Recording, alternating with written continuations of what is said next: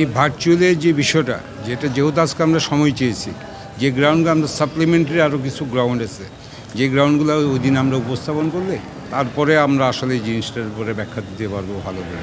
আর এটা তো টাইম দিয়েছে ফর ফার্দার হিয়ারিংটা হবে 4 তারিখ।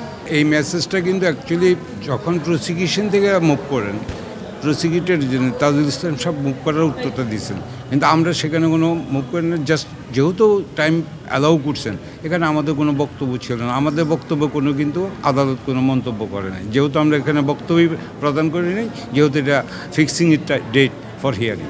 বক্তব্য ছাড় আদালতে কি সিদ্ধান্ত দিবে, আদালতে আমাদের যে গ্রাউন্ডগুলো যদি এটা যৌক্তিক হয় আইনসঙ্গত, কারণ justice in accordance with law. একটা জিনিস যে ইন্ডিভিজুয়ালি আসলে সবার একটা রাইট আছে, এবং যেহেতু আমার সাবমিশনটা যে গ্রাউন্ডের উপরে দেবো এটা যদি আদালত সন্তুষ্ট হয়, যদি আমাদের পক্ষে যদি বলেন যে হ্যাঁ ভার্চুয়াল ট্রায়ালটা এটা প্রয়োজন আছে, তখনই ইয়েটা হবে। আর আপনাদের যে কথার উত্তরটা এটাই বলবো যে ভার্চুয়ালের যে বিষয়গুলো গ্রাউন্ডগুলো এগুলো আসলে 4 তারিখের আগে আসলে কোনো কিছু আমরা বলতে পারতেছি না শুনানির আগে। আমি ওই যে সবগুলোই করব, কিন্তু আমরা যে এটা প্রত্যেকটা আসামিরই যে পার্সোনালি আসছে আমরা সবাই জয়েন্ট দিয়ে করে সেখানে মূল যে পরিচালনাটা আমি করবো আর কি। আরও লয়ের আছে যারা আছেন। স্কিন শুষ্ক রুক্ষ হয়ে যাবে বলে কি বাইরে যাবে না? জাস্ট 1 2 3 4 করো, স্কিনটাকে রিভাইভ করো। রামপুরা বিজেপি যে ইয়েটা ওই মামলাটা ছিল আজকে, হ্যাঁ ওই মামলাটাই ছিল আজকে।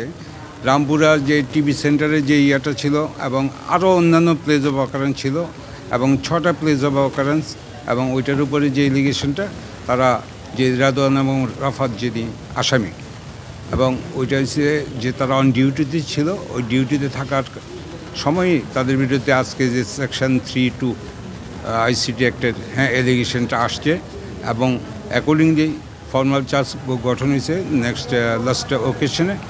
এবং আজকে ছিল ওই পলাতক 2জন আসামি ছিল, পলাতক যে 2জন আসামি ছিল তাদের জন্য পত্রিকায় বিজ্ঞপ্তি হয়েছে। পত্রিকায় বিজ্ঞপ্তি হওয়ার পর আজকে এটা ফেরত আসছে। আজকে হচ্ছে ইন অ্যাবসেন্সিয়া, তারা যেহেতু এপিআর করে নাই পত্রিকা বিজ্ঞপ্তির পরও, তখন তাদেরকে পলাতক আসামিদের জন্য ইন অ্যাবসেন্সিয়া ট্রায়াল একটা প্রসিড করছে।